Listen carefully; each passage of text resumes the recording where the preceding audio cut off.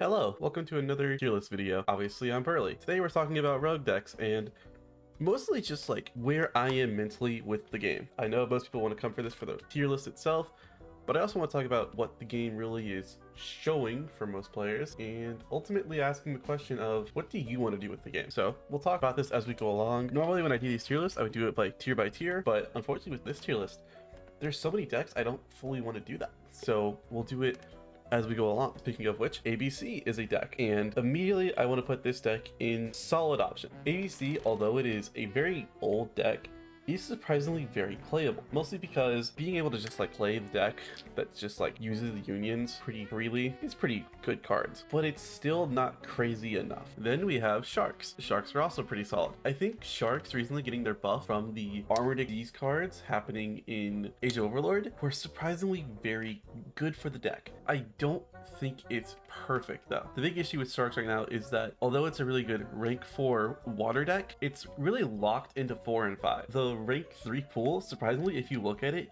there is not many level 3 water monsters that benefit this deck outside of left and right hand shark. Now we have dinosaurs. Dinosaurs I will also put in a very solid option. The thing with dinosaurs is that just having a card that says flip everything face down and then destroy everything you attack that's in defense position, being Ultimate Conductor Tyranno, I believe, is just such a good card that it really shakes up this deck entirely. Not to mention this deck is very easy to get into if you really want to.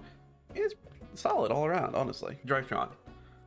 Cream of the crop Drytron. Drytron is a very good deck, specifically because it will just attack basically everything it sees with no fucks given, as long as there is not a card that says you are not allowed to add cards from deck to hand. If Drytron had less reason to like get stopped by Droll and Knockbird, this deck would actually be tier 0 and it would be absolutely impossible to play against. For higher, Runick. It's got potential. I think Runick as an engine itself is fantastic. I think for higher itself is also very good. It's just a deck. The thing with it is that like you could be playing other options in this position. For rogue, I think the best position you could be with a Runick deck is ones we'll look into shortly, but I think base Runick for higher Sprite, they're both very good and have high potential. Hell, I'll even put them right up here. Actually, Galaxy Eyes, these ones definitely go on potential. I think Galaxy Eyes is a really competent deck. That's a really cool Z's deck.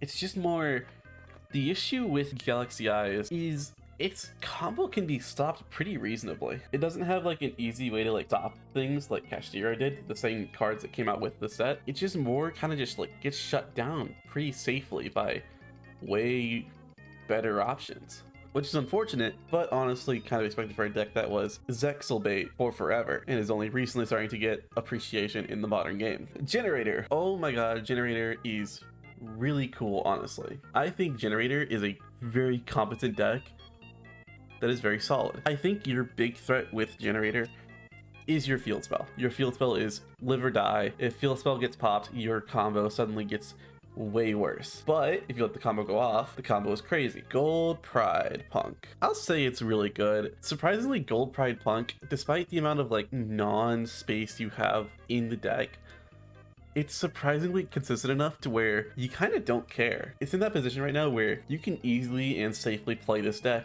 without any consequence because the deck can reasonably do everything. You can fuse, it can Xyz, you have synchro options obviously, but the deck can just play around everything in its own way as long as you get the correct cards going. If you have enough gas, everything's possible. Dark World, cream of the crop. It shouldn't even be in Rogue at this point. The issue with Dark World currently is that unlike most other decks, Dark World also dies to Droll, just like Drytron. Hero. I'll be honest, I'm personally not a fan of Hero as a deck type because it really shows off the issue Konami's had with giving decks support over the years and just multiple other issues in the entire game. Dark Law is the main key point everybody points to when they show off what is wrong with Yu-Gi-Oh! And it's giving it support to old archetypes. Plasma, horrible design. I think all of the Destiny heroes that just say, oh, you are locked out of this specific style, just being like Floodgate Destiny heroes, those should not be in the deck. If Konami got rid of those cards for the deck would be so much more fun to play against, and it would be a lot more interesting to play because now you are not just trying to set up skill drain, set up anti-spell, and hope for the best. Unfortunately, I do have to put it as a solid option, but just know that I still want to put it down here as myself. Infernoble. Ooh, if anything on this list that you should play, Infernoble is definitely one of the best ones. It's such a good deck and plays so well into a lot of stuff on this list and in just like the meta itself. Reasonably see you playing, and there's very few on here that I would not recommend or just like say you shouldn't play at all. But Infernoble is fantastic. It's a fantastic synchro deck that absolutely knows what it's doing a good majority of the time and can very safely do it, seeing as you have enough gas to get there. Twin Sprite Runick. This is one I'll safely say I won't recommend to you. This one is way worse than Runick for hire, mostly because it's locking itself into a specific combo line, and if that combo line works out, it works out. If it doesn't, it doesn't. Marincess. Very solid. I like this deck. Marincess has always been like that deck that's around and definitely shows its weight in gold when it happens. It's just like you won't see it in super huge like US events because everybody's played against Marincess before. We know what it does, we know how to beat it, but I can definitely see this topping regionals, like it's consistently done. Mathmech. Oh, I will be an advocate. I think Mathmech Circular can come back to 3 now. I know Joshua Schmidt would be like, oh, that's a horrible idea because the Cyberse engine itself is terrible. Cyberse by itself hasn't done anything for the game since Circular got banned. I think it's fine for us to have a engine for Cyberse that can theoretically play with the rest of the big dogs. Right now, I would not recommend a Mathmech build at all. Mikanko just recently won a YCS, so there's solid potential for it, but I would not recommend it. It's an OTK strategy at heart. It wants to go second, which is a very good position for a lot of decks, surprisingly. By itself, it's just not good enough. Yeah, fuck, I'm out of water. Shit. Rika. Oh, fucking god, Rika. Okay, so obviously we know about all the new support coming very soon. I think we all know about that. The issue with Rika currently now is the part of Rika that's just kind of here, existing, and it keeps winning events. I can't no longer look at this and be like, oh, it's just a whatever strategy. No, it's solid. Phantom Knights, I played against this at YCS. It was running Adventure and Horus and Phantom Knights just to make the deck function. I will be praying for you because holy shit.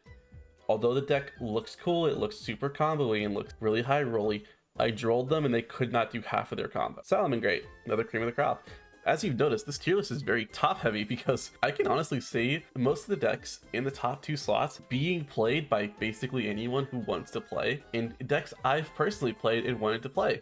They're really fun. Salamangreat's in that same boat where the combo itself is really like diverse, and although it's kind of samey with how it gets set up, its inboard is very much worth the consistency it has. Sprite. At this point in Sprite's life, Sprite has just become a rank 2 engine that helps other decks. It's definitely not worth its salt anymore in gold. I think Sprite as a mid-range rank 2 deck is fine, but it is surprisingly at this point, I don't think it's enough anymore. Like the same position I will be putting in Superheavy Samurai. Again, another interesting deck that can do synchros and can do rank 4 plays. It could easily go into Barone if it wants to. The issue is that you're sacrificing a lot of good non-engine cards. Lightning Storm, Feather Duster, evenly matched. You cannot play any of those cards because now your graveyard needs to be empty of spell and traps in order to do a lot of stuff. This current format is now designed around either making an unbeatable board and consistently doing that, or playing enough cards to break a board or stop a board from being built. TG.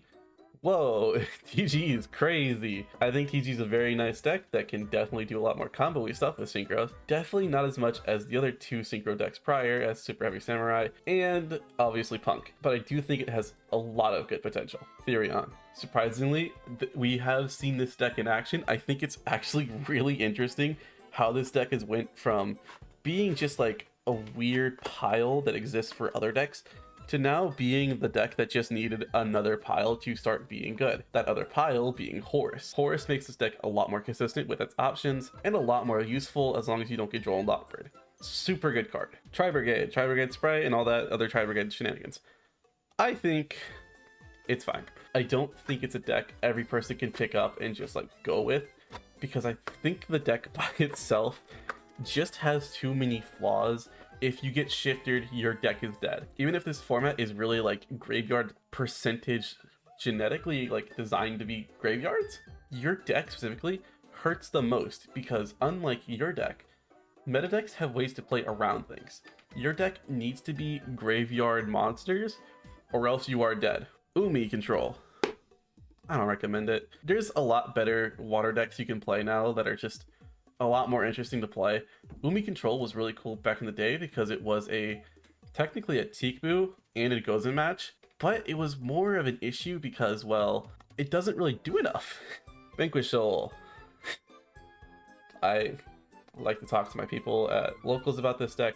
I think this deck is so close to being good. It's such a close shot to being the right thing for this deck.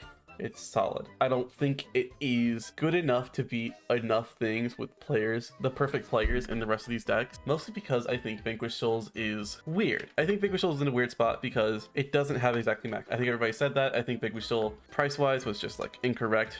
I think everything about the deck was just slightly off for what the deck needed. Watts.